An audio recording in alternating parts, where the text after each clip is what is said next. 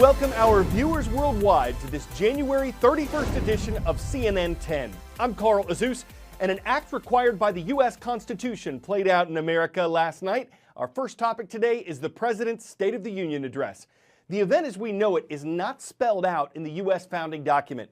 It says the President, quote, shall from time to time give to the Congress information of the State of the Union and recommend to their consideration such measures as he shall judge necessary and expedient. That's from Article 2, Section 3 of the Constitution. The fact that it's done in person, the fact that it's done as a speech, the fact that it's done on television, the fact that there's an official response from the opposing political party, none of that's required by the Constitution. But it is tradition dating back decades. And so it continued last night when U.S. President Donald Trump entered the House of Representatives to give his first official State of the Union address. So what topics does he judge necessary and expedient for Congress? Tonight, I call upon all of us to set aside our differences, to seek out common ground, and to summon the unity we need to deliver for the people. This is really the key. These are the people we were elected to serve. So let's begin tonight by recognizing that the state of our union is strong because our people are strong. Since the election, we have created 2.4 million new jobs, including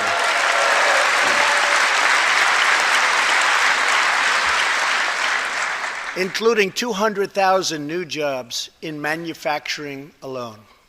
Tremendous numbers. After years and years of wage stagnation, we are finally seeing rising wages. We have proposed new legislation that will fix our immigration laws and support our ICE and Border Patrol agents. My duty, and the sacred duty of every elected official in this chamber, is to defend Americans, to protect their safety, their families, their communities, and their right to the American dream. Because Americans are dreamers too. As part of our defense, we must modernize and rebuild our nuclear arsenal, hopefully never having to use it, but making it so strong and so powerful that it will deter any acts of aggression. In the past, we have foolishly released hundreds and hundreds of dangerous terrorists, only to meet them again on the battlefield. So today, I'm keeping another promise to re-examine our military detention policy and to keep open the detention facilities in Guantanamo Bay. As long as we are proud of who we are and what we are fighting for, there is nothing we cannot achieve. As long as we have confidence in our values, faith in our citizens, and trust in our God, we will never fail. Our families will thrive, our people will prosper, and our nation will forever be safe and strong and proud and mighty and free. Thank you, and God bless America. Another State of the Union tradition is the opposing political party's response. The first televised one of those took place in 1966 after the State of the Union address by President Lyndon B. Johnson. He was a Democrat, and two Republicans, Senate Minority Leader Everett Dirksen and House Minority Leader Gerald Ford, recorded speeches that were shown after the president's address. And so that tradition continued last night. After the speech by the Republican president, a Democratic U.S. representative named Joe Kennedy from Massachusetts gave his party's response. He's the grandnephew of President John F. Kennedy, and he spoke from a high school in his state. We see an economy that makes stocks soar, investor portfolios bulge, and corporate profits climb, but fails to give workers their fair share of the reward. A government that struggles to keep itself open. Russia, knee-deep in our democracy. An all-out war on environmental protection. A Justice Department rolling back civil rights by the day. Hatred and supremacy, proudly marching in our streets. It would be easy to dismiss this past year as chaos, and partisanship as politics. But it's far, far bigger than that. This administration isn't just targeting the laws that protect us. They're targeting the very idea that we are all worthy of protection. Ladies and gentlemen, have faith. Have faith. The state of our union is hopeful, resilient, and enduring. God bless you.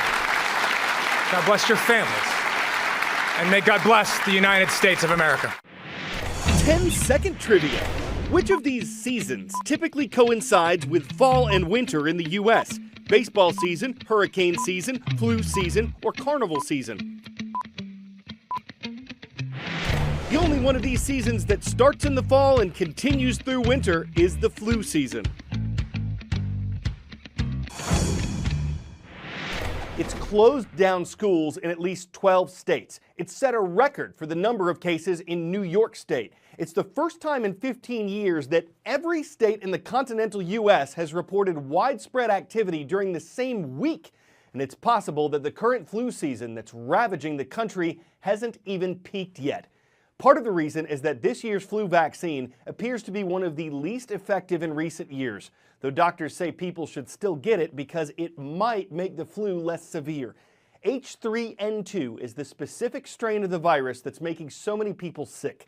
This strain usually causes higher rates of hospitalizations and deaths.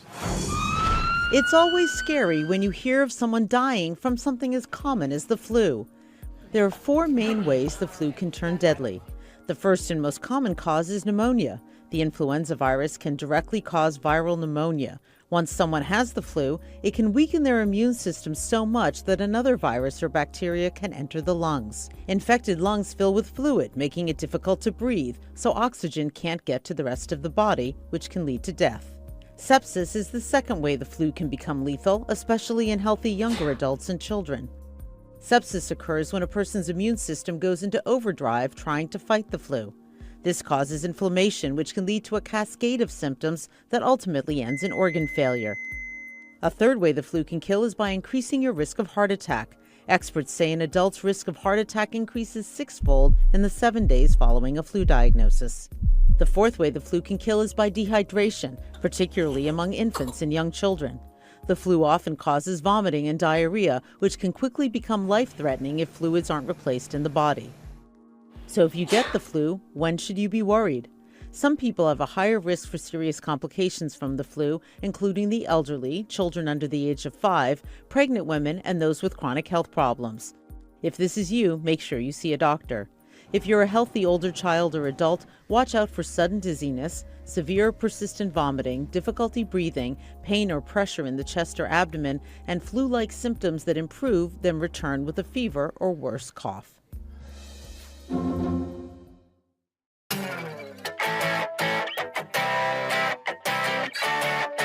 A horticulturist says the average humidity in a normal office is 30%.